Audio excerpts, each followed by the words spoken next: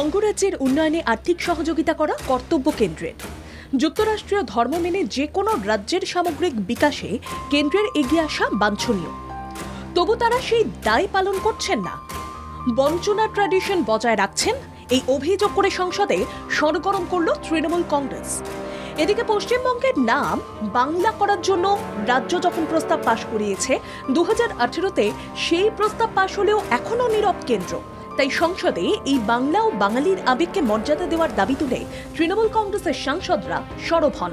ঋতব্রত বন্দ্যোপাধ্যায় স্পষ্টতই উল্লেখ করেন, 2018 সালে রাজ্য বিধানসভায় পশ্চিমবঙ্গের নাম পরিবর্তনের প্রস্তাব পাশ হয়েছে, কিন্তু 6 বছর হয়ে গেলেও সেই প্রস্তাবকে গায়ের জোরে অনুমোদন করছে না কেন্দ্র। তৃণমূল কংগ্রেস সাংসদরা একযোগে দাবি তোলেন, অবিলম্বে পশ্চিমবঙ্গের নাম বাংলা করার প্রস্তাবে সম্মতি জানাক কেন্দ্র। বাংলা ভাষা, সংস্কৃতি, ঐতিহ্যের প্রতি শ্রদ্ধা জানাতে কেন্দ্র এগিয়ে আসুক। বাংলার প্রাপ্য 1,75,000 কোটি টাকা মিটিয়ে দেওয়ার বিষয়ে সদয় হোক কেন্দ্র। 267 নম্বর ধারায় আলোচনা চেয়ে রাজ্যসভায় প্রস্তাব দেন তৃণমূল সাংসদরা। অভিযোগ, বাংলায় বিজেপি জিততে পারেনি বলে প্রাপ্য নিয়ে কথা বলতে চাইছে না কেন্দ্র। সরকার পক্ষ আলোচনায় রাজি না হওয়ায় ও রাজ্যসভার চেয়ারম্যান জগদীপ ধনখড় প্রয়োজনীয় সম্মতি না দেওয়ায় তৃণমূল সাংসদরা উচ্চকক্ষ থেকে ওয়াকআউট করতে বাধ্য হন।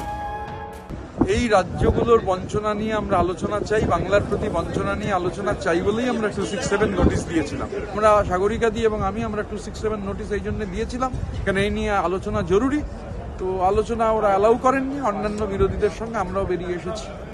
100 দিনের কাজ, আবাস, গ্রামীণ সড়ক নির্মাণ, জিএসটি সহ নানা বিষয়ে রাজ্য এই প্রাপ্য টাকা পায়। সাংবিধানিক দায়িত্ব থেকে কেন্দ্রের এই টাকা মিটিয়ে দেওয়া দরকার, কিন্তু কেন্দ্র কোনো রকম সাড়া না দেওয়ায় আর্থিক সামনের নীতি উপেক্ষিত থাকছে, ভঙ্গ হচ্ছে সহযোগিতামূলক যুক্তরাষ্ট্রীয় কাঠামোর রীতি। সোচ্চার তৃণমূল নেতৃবৃন্দ। কোঅপারেটিভ ফেডারেলিজম সম্পূর্ণভাবে অগ্রাহ্য করা হচ্ছে। আর পশ্চিমবঙ্গের ক্ষেত্রে দেখা যাচ্ছে 1,75,000 কোটি টাকা হচ্ছে বকেয়া।